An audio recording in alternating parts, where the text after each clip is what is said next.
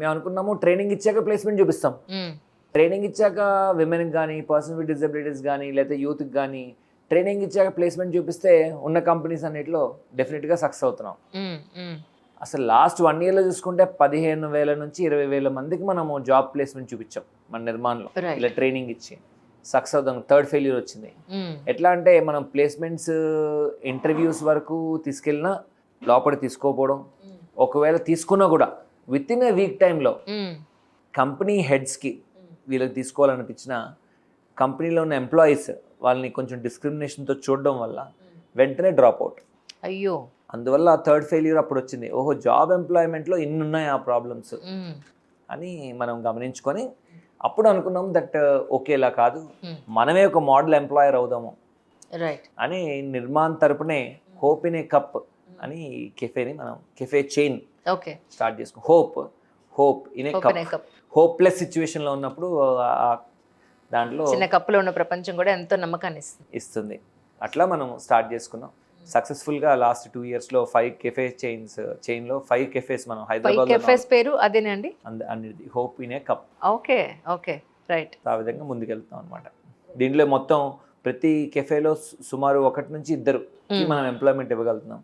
So ఇప్పుడు 10 మంది మనతో, మనం నిర్మాణంలో ఒక 650 ఉంటుండగా అందులో 10 మంది మనకి LGBTQ+ కమ్యూనిటీ నుంచే మనకి ఎంప్లాయీస్ ఉన్నారు. అంటే ఇప్పటివరకు ఎంతమంది అక్యుములేట్ అయ్యారండి మీ దగ్గర? అంటే 10 మంది ఎంప్లాయీస్ గా, టోటల్ గా 10 members. మోర్ దాన్ 300 people ని మనం ట్రైనింగ్ ఇచ్చి మిగతా నేను అన్నది అది ఓన్లీ కాఫీ డే అనట్లేదు, టోటల్ గా మీ దగ్గర ఎంతమంది? 300 people కి ఇప్పుడు వరకు సపోర్ట్ చేయగలిగాం. Okay okay. ఓన్ గా వాళ్ళు ఓన్ బిజినెసెస్ పెట్టుకున్నారు. మనకు ఒక ప్రోగ్రామ్ ఉంది, దాని ద్వారా షార్క్ ట్యాంక్ ఎలా ఉందో అలానే మనం వాళ్ళకి కూడా ఓన్ బిజినెస్లు పెట్టుకోవడానికి కూడా మనము సపోర్ట్ చేస్తాం, ఫండింగ్ తో, మెంటరింగ్ తో. సో మనం సపోర్టెడ్వి ఉన్నాయి, ప్లస్ మన ఓన్గా కూడా మన కెఫే.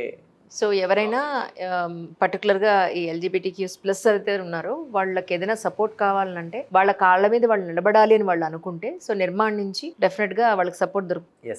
ఈ సందర్భంగా అంటే మేబీ ప్రజలకి పర్టికులర్గా ఇక్కడికి రావడానికి కానీ, ఇక్కడ సర్వీసెస్ వాళ్ళు తీసుకోవడానికి కానీ మీ వంతు ఏం చెప్పదలుచుకున్నారు? ఒకటి, డెఫినెట్గా మన సమాజంలోనే మనం మార్పు తెచ్చుకోవాలి, మన థింకింగ్ ప్రాసెస్లోనే మార్పు తెచ్చుకోవాలి.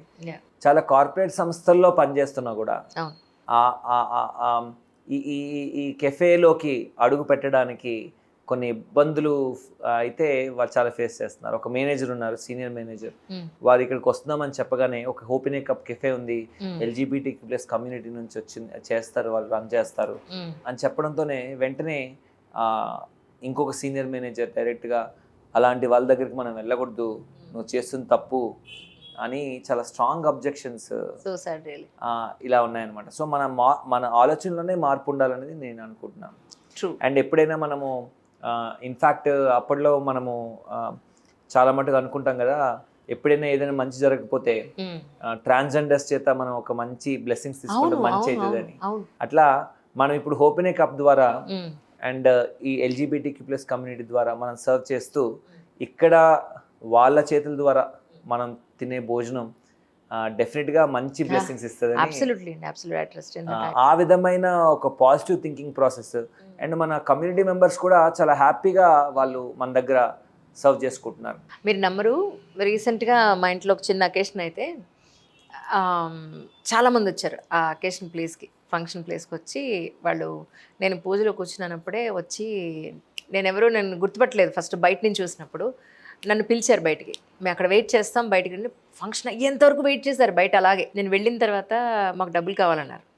అంత తర్వాత చూడమ్మా, ఇగో నేను చేస్తున్న మొదటి ఫంక్షన్ ఇది అని వాళ్ళకి నా సిచ్యువేషన్ అంతా ఎక్స్ప్లెయిన్ చేసిన తర్వాత, అందులో ఒక ఆవిడ, నేను ఎప్పుడో వెరీ లాంగ్ బ్యాక్ ఆవిడతో ఇంటర్వ్యూ చేశాను. అయ్యో అక్క మీరా, నేను మిమ్మల్ని గుర్తుపెట్టాను, ఆ అక్క మనకి చాలా సపోర్ట్ చేస్తారు అని చెప్పి వాళ్ళందరినీ ఆల్రెడీ ఎప్పుడో చేశాను, వెరీ లాంగ్ బ్యాక్.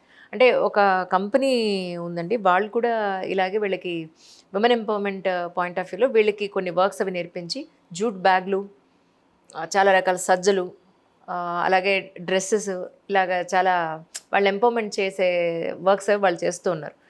ఎగ్జాక్ట్గా నాకు పేరు గుర్తురాలేదు, I'm so sorry, I forgot the particular company actually. But వాళ్ళు చేసేటప్పుడు ఆవిడ నన్ను గుర్తుపట్టి ఎస్ అమ్మ వెరీ సారీ అంటే, ఇలా కన్నా మీ కాళ్ళ మీద మీరు నిలబడితే నాకు చాలా ఆనందం. ఒకరోజు మిమ్మల్ని కూడా నేను ఇంటర్వ్యూ చేస్తాను తప్పకుండా అన్నాను. సో ఈ సందర్భంగా నేను ఏమంటున్నా అంటే అలా వెళ్ళి అడగడం కన్నా కూడా కష్టపడి సంపాదించడంలో ఒక సంతోషం ఉంటుంది. అబ్సల్యూట్లీ వాళ్ళందరూ అంత ఎంపవర్డ్ అవ్వాలని నేను మనస్ఫూర్తిగా కోరుకుంటున్నాను ఈ విషయంలో. అంటే బేసికలీ మనము సమాజంగా కమ్యూనిటీ మెంబర్స్ కన్నా మనమే మారాలేమో ఫస్ట్ అనిపిస్తుంది. మనమే మారాలి.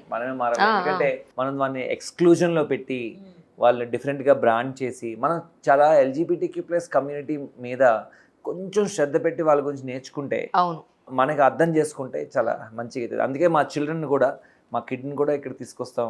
అంటే బేసికలీ మనం అనుకుంటాం ఏంటంటే ఓన్లీ ట్రాన్స్జెండర్స్, ట్రాన్స్ విమెన్ ఎవరైతే ఉంటారో వారికి ఇంకొక అవకాశం లేకపోవడం వల్ల ఆ విధంగా బెగ్గింగ్, సెక్స్ వీటిలో మాత్రమే మనం చూస్తాం.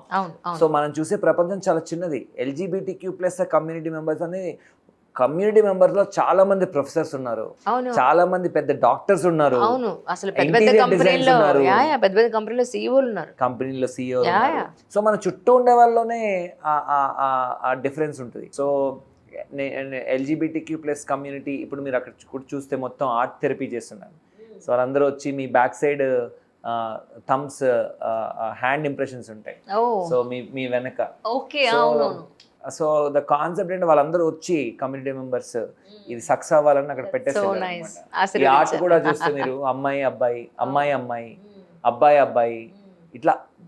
సో అంటే ఒక అమ్మాయి ఒక అబ్బాయినే ఇష్టపడాలి, ఒక అబ్బాయి ఒక అమ్మాయిని ఇష్టపడాలి అనే కాన్సెప్ట్ కాదు. LGBTQ+ rainbow. ప్రతి ఒక్కరికి డిఫరెంట్ ఫీలింగ్ ఉంటుంది, గాడ్ గివెన్ ఫీలింగ్ ఉంటుంది. అమ్మాయిని కూడా ఇష్టపడే అవకాశం ఉంది అనే దాన్ని మనము ఒక అబ్బాయిని కూడా ఇష్టపడే అవకాశం ఉంది. ఇది 0 and 1 and 3rd జెండర్ కూడా కాదు. It's a beautiful combination of different rainbows అని మనకు అర్థమైంది. వాళ్ళు కూడా సొసైటీలో ఒక పార్టీ గట్టిగా చెప్పాలంటే మన ఇంట్లో ఉండొచ్చు, మన ఇంట్లో మన పిల్లల్లో ఉండొచ్చు. మనం దానికి నేచర్కి అగేన్స్ట్గా వెళ్ళకూడదు అనేది మెయిన్ మెసేజ్. అండ్ ఈ సెల్ఫ్ ఎంప్లాయ్మెంట్, వాళ్ళ ఓన్ ఎంటర్ప్రైజెస్ చేసుకోవడం వల్ల కమ్యూనిటీ మెంబర్స్ కూడా వాళ్ళ ఓన్ ఒక ఎంపవర్మెంట్, ఇంకొకరి మీద ఆధారపడకుండా మేము ఒక ప్రోడక్ట్ ఇస్తున్నాం, మేము ఒక సర్వీస్ ఇస్తున్నాం అని చెప్పి. ఎందుకంటే జాబ్స్లో మన సొసైటీ అంతా వాళ్ళకి క్లోజ్ చేస్తాం మనం, అంత ఈజీగా వాళ్ళని ఉండేమో మనం. ఒక కాఫీ టేబుల్లో మనతో పాటు కూర్చోడానికి కూడా మనం కొంచెం